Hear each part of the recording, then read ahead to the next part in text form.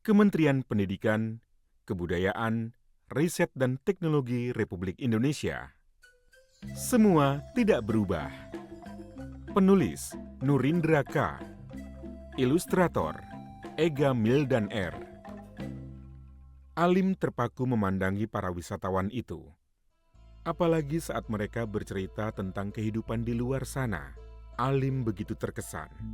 Aku harus pergi keluar Baduy. Tekad Alim. Alim ingin merasakan asyiknya hidup di luar sana. Rumah-rumahnya dialiri listrik. Pada malam hari, tidak gelap gulita seperti di Baduy. Alim sangat ingin bermain di malam hari tanpa takut kegelapan. Alim menemani kakaknya, Midi, memandu wisatawan ke Baduy dalam. Alim makin sering bertemu dengan wisatawan. Tekad Alim untuk pergi keluar Baduy makin kuat. Ambu, bolehkah aku ikut Kang Medi pergi ke Rangkas? Pinta Alim. Ambu dengan tegas melarangnya. Ambu khawatir Alim akan terlena dengan dunia luar. Namun, Medi meyakinkan dia akan menjaga adiknya. Akhirnya, Ambu pun setuju. Lim, kamu boleh ikut, tetapi ada syaratnya. Kata Medi. Keesokan harinya, Medi dan Alim pergi ke hutan. Lim, ayo kita menyadap nira. Ajak Medi. Nanti kamu membuat gula aren yang spesial untuk dijual. Lanjutnya, mereka pun mencari pohon aren yang tumbuh liar di hutan Baduy. Seluruh bagian pohon aren berguna, tetapi mereka paling sering memanfaatkan niranya. Nira berbentuk cair dan memiliki rasa yang manis. Alim dan Medi menyadap pohon aren pada pagi dan sore hari. Pagi hari saat matahari baru terbit, sedangkan sore hari saat matahari akan terbenam. Namun, Alim lebih suka menyadap pada pagi hari karena hasil sadapannya lebih banyak daripada sore hari. Lodong berisi nira siap dibawa ke saung. Alim sudah siap mengolah nira menjadi gula aren. Alim tidak mau rasa nira yang manis berubah menjadi asam. Itulah yang terjadi jika nira dibiarkan begitu saja tanpa diolah. Keluarga Alim sudah turun-temurun membuat gula aren. Alim suka rasa manis dari gula aren. Selain itu, gula aren memiliki banyak manfaat untuk kesehatan. Lim, nyalakan apinya. Perintah Kang Medi. Alim mengatur nyala apinya cukup sedang saja. Kang, lihat, niranya sudah mendidih. Seru Alim. Air menguap dan nira pun sudah mengental. Inilah resep rahasia gula istimewaku. Seru Alim. Alim memasukkan durian. Baunya unik dan menggoda. Sedikit saja, Lim. Kalau kebanyakan, nanti lembek kayak selai. Saran Medi. Medi mengangkat wajan ke tanah. Lim, segera cetak. Kalau kelamaan, nanti keras di wajan. Terang Medi. Kang, duriannya masih banyak. Ini mau dibuat apa? Tanya Alim. Kamu makan saja. Aku mau makan ini. Medi menjawab sembari menunjuk nasi petai dan ikan asin. Alim juga mau makan itu. Nasi petai dan ikan asin adalah menu kesukaannya. Lalu bagaimana dengan nasib durian? Diawetkan. Usul Medi. Alim berpikir, nira agar tidak menjadi asam, diolah menjadi gula aren. Ikan, agar tidak mudah busuk, dikeringkan menjadi ikan asin. Kalau durian dimasak menjadi selai. Ujar Alim. Kemudian Medi dan Alim pun membuat selai dari durian. Gula kadu sudah membeku.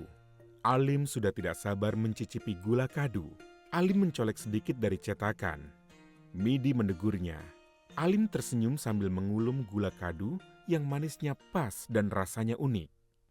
Gula kadu sudah siap untuk dijual ke pasar Rangkas Bitung. Hari yang ditunggu sudah tiba. Alim bersiap berangkat ke Rangkas.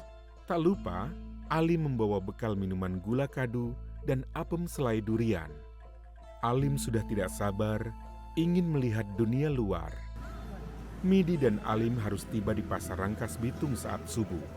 Selain berjalan kaki, mereka naik angkot menuju ke sana. Alim memandang ke jendela angkot. Air mengembun di kaca jendela. Segarnya embun pagi makin menyemangati Alim bertemu dengan dunia luar. Alim menjual gula kadu. Teh, ini gula aren istimewa. Gula kadu, gula rasa durian. Jelas Alim, Wah, rasa baru ya? Ini uangnya, Jang. kata pembeli itu. Alim tidak lagi menukar gula dengan barang. Uang lebih praktis sebagai alat tukar. Meski hari masih pagi, pasar Rangkas Bitung sudah penuh sesak. 2 jam kemudian, Alim merasa pusing. Baru sekarang Alim melihat keramaian seperti ini. Begitu banyak pedagang, mulai dari sayuran, buah-buahan, hingga ikan. Alim pun memijat pelipis matanya. Rasa pusing itu mulai berkurang. Semua gula habis terjual. Midi pun mengajak Alim ke suatu tempat. Midi mengajak Alim ke stasiun. Di sana, Alim melihat sebuah benda kotak mengilap yang bergerak cepat. Itu kereta api. Tunjuk Midi. Alim sangat takjub dengan benda ajaib itu. Sambil melihat kereta api, Alim dan Midi menikmati bekal mereka. Wah, gula arennya menghilang. Ujar Alim. Gula aren telah mencair dan air minumnya berubah kecoklatan. Makin lama di stasiun, Alim makin sesak. Udara di Rangkas tidak sesegar di Kanekes. Kendaraan berlalu lalang mengeluarkan gas hitam. Kang, ayo kita pulang. Ajak Alim. Suara bising kendaraan membuat Alim makin pening. Midi pun mengajak Alim membeli minuman kekinian untuk meredakan pusingnya. Kita beli minuman boba aren dahulu ya. Kata Midi. Alim tidak menyangka manisnya nira bisa dinikmati di mana saja dan kapan saja. Semua berkat olahan nira menjadi gula aren. Minuman boba itu seperti apa, Kang? Tanya Alim penasaran. Alim memperhatikan cara pembuatannya. Semua bahan dimasukkan ke dalam wadah plastik lalu ditambahkan es batu. Es pun menyublim terkena panasnya udara siang. Segar sekali bobanya, Kang. Seru Alim. Tapi aku sudah rindu Kanekes, Kang. Lanjut Alim. Alim sadar bahwa Kanekes adalah tempat yang tidak tergantikan. Memang nira telah berubah menjadi gula aren. Namun Alim tidak berubah. Alim tetaplah anak suku Baduy. Suku Baduy hidup selaras dengan alam.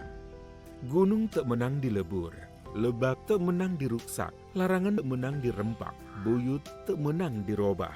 Gunung tak boleh dihancurkan, lembah tak boleh dirusak, larangan tak boleh dilanggar, buyut tak boleh diubah.